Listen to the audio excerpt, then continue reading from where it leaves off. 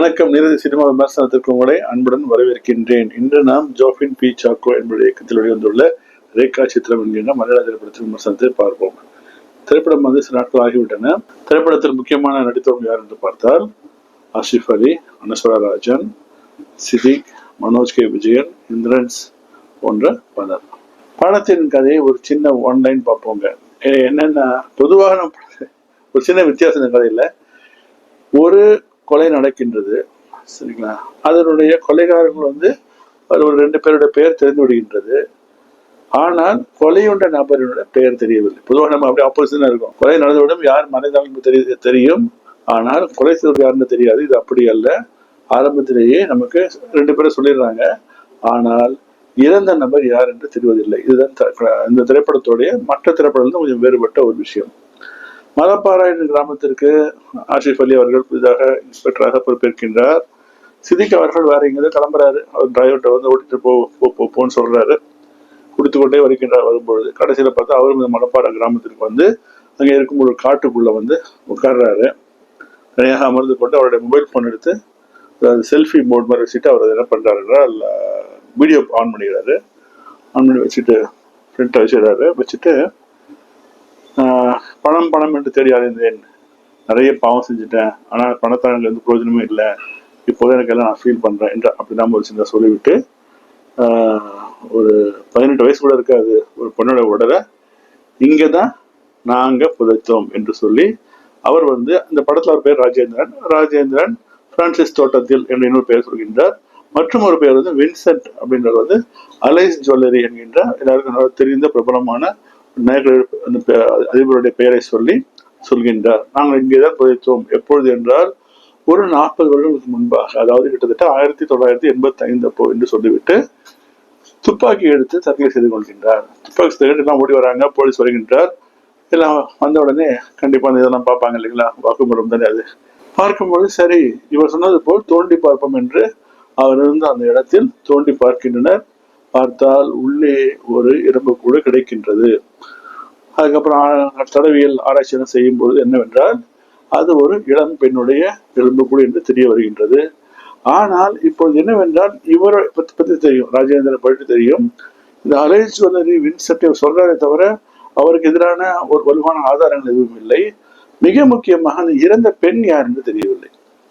அங்க இவனுக்கு தோண்டும் போது ஒரு கொலுசு மட்டும் உனக்கு கிடைக்குதுங்க, அதான் ஆட்சி பண்ணி வச்சிருக்காரு. அதற்கு பிறகு இவருடைய மொத்த உழைப்புமே என்னவென்றால் இறந்த பெண்ணை கண்டுபிடிப்பது யார் என்று கண்டுபிடிப்பதில் போகின்றது. இதுல அந்த டைம் 1985 அந்த டைம்ல யாரெல்லாம் மிஸ்ஸிங் லிஸ்ட் இருந்தாங்க பெண்கள் என்று அப்படிலாம் பாக்குறாங்க. அந்த மாதிரி லிஸ்ட் எல்லாம் வராங்க. ஒவ்வொருத்தர போய் பாக்குறாங்க. அவங்க பார்க்கும்போது அந்த குடிசெல்லாம் கொடுக்குறாரு. அதான் எங்கேயுமே இவங்களுடைய ஒரு தேடிய நபர் கிடைக்கவில்லை. அதே போல அவர் சொன்னார் இல்லைன்னா ஒரு நபர் இன்னொரு பேர் நபர் சொன்னார் இல்லையா, பிரான்சிஸ் தோட்டத்தில் சொல்றாரு இல்லையா, அந்த பேருடைய நபர்களும் தேடுகின்றனர். அங்கேயும் இவர்களுக்கு யாரும் சரியாக கிடைக்கவில்லை. இந்த முதல் பாதையில கிட்டத்தட்ட இது கொஞ்சம் விறுவிறுப்பாக தான் போகுது. என்றால் அவங்களோட தேடல் முயற்சி எல்லாமே நன்றாக இருக்கின்றது.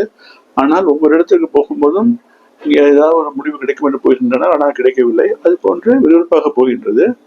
ஆனால் இவர்கள் கடைசியாக ஒரு திருப்பம் எங்கே வருகிறது என்றால், ஒரு சினிமா கம்பெனிக்கு அந்த துணை நடிகர்களை கூட்டு போங்க இல்லைங்களா, அந்த வேலை செய்து கொண்டிருந்தவர் தான் இந்திரன்ஸ் அவர்கள். இந்திரன்ஸ் கிட்ட தான் ஒரு நல்ல ஒரு உருப்படியான தகவல் கிடைக்கின்றது. அந்த பெண்ணை பற்றிய பெயர் என்னவென்று இவருக்கு தெரிய வருகின்றது. ஸோ அதை வைத்து மேலும் அப்படி முன்னேறி போகலாம் என்று நினைக்கும் பொழுது அதுக்கிட்ட இன்டர்வல் டைம் வந்துருதுங்க. இதற்கப்புறம் பார்த்தீங்கன்னா இந்திரன்ஸ் அவர்கள் கொல்லப்படுகின்றார். அதே போல இவர்களுக்கு போலீஸுக்கு கொஞ்சம் உருப்படியான தகவல் கொடுத்த இன்னும் 2 பேர் அவர்களும் கொல்லப்படுகின்றனர். ஸோ ஆசிஃப் அலிக்கு என்ன தெரிய வருகிறது என்றால் ஏதோ ஒரு பெரிய ஆள் யார் சம்பந்தப்பட்டிருக்கின்றார். அதனால நமக்கு சரியான தகவலை கொடுத்தால் கண்டுபிடித்து விடுவோம் என்பதனால அவங்க எல்லாம் கொள்றாங்க என்பது புரிந்து வருகின்றது. அப்பொழுது இவர் காலம் தாழ்த்துகின்றார் என்று இந்த கேஸ் சிஐடி கிட்ட போய் விடுகின்றது. இருந்தாலும் தனியாக விசாரணை தொடர்ந்து கொண்டுதான் இருக்கின்றார். இது ஃபர்ஸ்ட் ஹாஃப்ல விடுகின்றது. ஸோ இது நன்றாக விருப்பாக இருக்கின்றது. செகண்ட் ஹாஃப்ல பார்த்தீங்கன்னா அந்த பெண் யார் என்று கண்டுபிடிப்பதில் ஆசிஃப் அலியும் அவருடைய நண்பர்களும் சேர்ந்து செயல்படுகின்றனர். ஸோ இப்போ என்ன கதை நமக்கு, அந்த பெண் யார், எதற்காக அவரை கொலை செய்தார்கள், கொலை செய்தவர்கள்லாம் யார் யாரு, அவங்களாம் கடைசியில் மாட்டினாங்களா என்பதுதான் சிறப்பு மீத கதை. இது ஒரு நல்ல கிரைம் த்ரில்லர் கதைங்க. என்றால் அந்த பெண்ணை கண்டுபிடிப்பதில் எடுக்க முயற்சிகள் எல்லாமே தோல்வியில போயிட்டு இருக்கும்போது, ஏதோ ஒரு சின்னதா ஒரு யூஸ்ஃபுல் இன்ஃபர்மேஷன் வரும்போது அவர் கொல்லப்படுகின்றார் என்ற போது ஒரு தீ குளிச்சு வச்ச மாதிரி பற்றி கொள்கின்றது. முதல் பாதி விறுவிறுப்பாக சென்றாலும் இரண்டாவது பாதையில் நமக்கு கொஞ்ச தூரம் போன உடனே படத்துல கொலையாளிகள் யாருன்னு தெரிந்து விட்டது, பிடித்து விடுகின்றனர். இறந்த பெண் யாருன்னு தெரிந்து விடுகின்றது. அதற்கு பிறகும் அவர்கள் படத்தை முடிக்காமல் அந்த பெண்ணுடைய பிளாஷ்பேக்கு போய் ஏன் அவங்க வராங்க அந்த மாதிரி அந்த விஷயம் காண்பிக்கிறார்கள். அது நமக்கு கொஞ்சம் அதான் படமே முடிஞ்சுட்டாங்க, அப்புறம் ஏன் இதை காண்கிறீங்கன்றது கொஞ்சம் போரிங்காக இருக்கின்றது.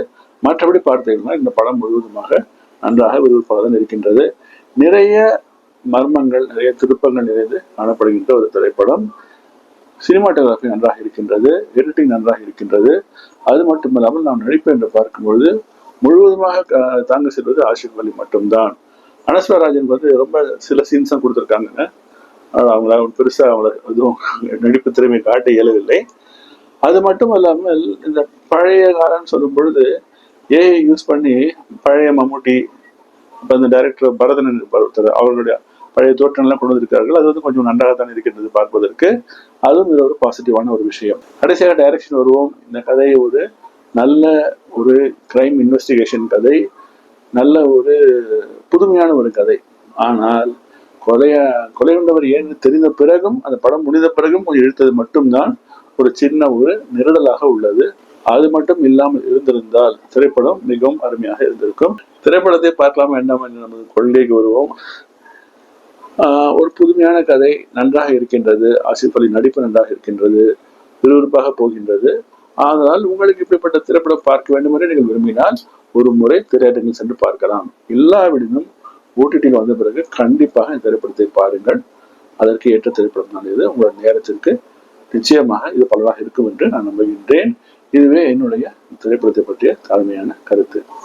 இந்த விமர்சனம் உங்களுக்கு பிடித்திருந்தால் லைக் செய்யுங்க, ஷேர் பண்ணுங்க, சப்ஸ்கிரைப் பண்ணுங்க. உங்கள் அடுத்த பதிவில் மீண்டும் சந்திக்கின்றேன். அதுவரை என்றென்றும் நன்றியுடன் வணக்கம்.